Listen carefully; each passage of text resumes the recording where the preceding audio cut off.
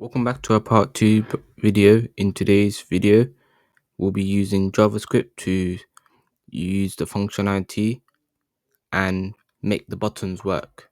Because as you can see here, when you click a button, the computer wouldn't tell to add a button or even subtract and reset.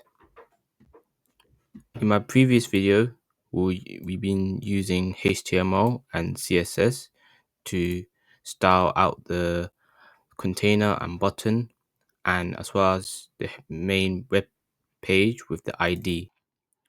To now program the functions using the functionality.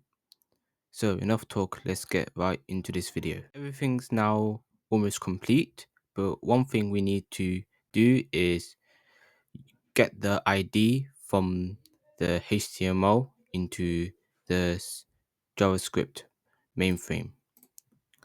So let's copy and paste the ID that we just created here and use the const variable with the ID that we had just selected.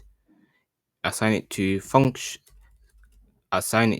document dot get element by ID. Okay, document dot get element by ID, and now inside the string we get the ID inside.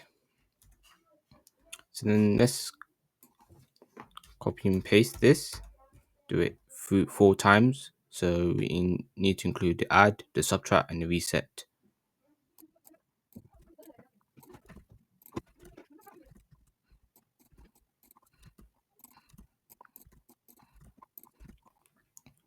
There we go. Now we got all the IDs inside of the JavaScript and use this method to capture the ID so that it can trigger out the button when it being used.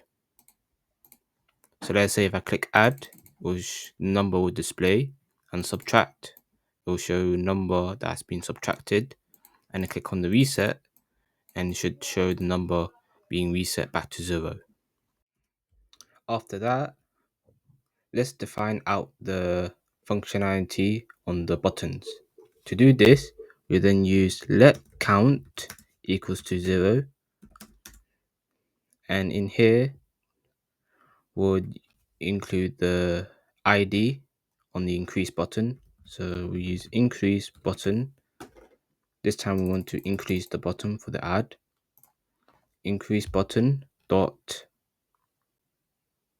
on click equals to function, assign to function, and using curly braces.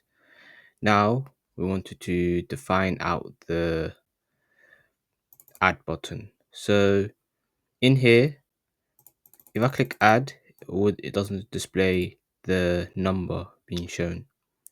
To do this, we would increment the variable here. So count increment, we use plus plus, count label,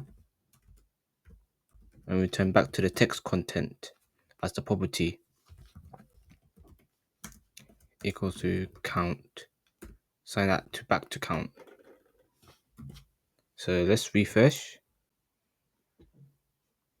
and yeah, there we go. Now if I click add, it adds out the number by how much value is. So it adds by 1 every time.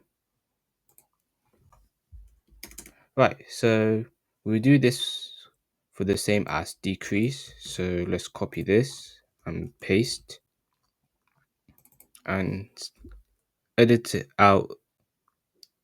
Let's modify this as decrease button. So decrease button dot on click equals a function. That's where we're passing to, and count. So this time, instead of incrementing, we're decrementing the number. So minus minus is taken away by 1 each time. Count label dot text content and return that to count. So let's refresh. Add, subtract. There we go. Now it subtracts by 1, so increment and decrement the button.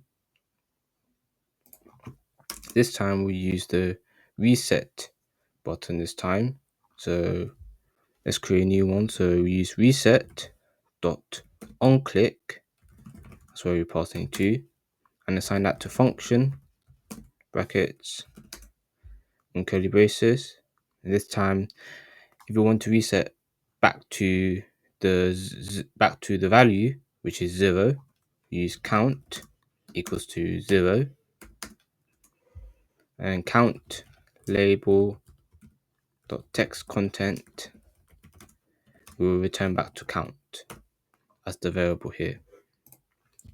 So this time I can add the button, subtract the button, and reset back to 0. There we go. Now the functionality is working with the add, subtract, reset, and everything else is looking good.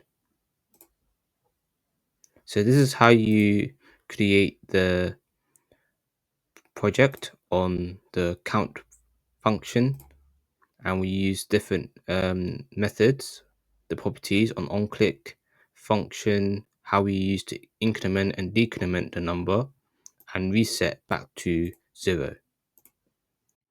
This was a simple, quick project video that I have created.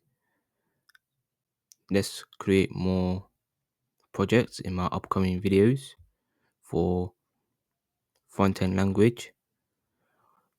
We'll also be looking through more topics and fundamentals in JavaScript, including with if statements,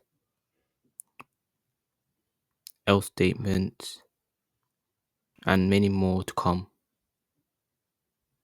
This is your voice of Sen. I'm out. Peace.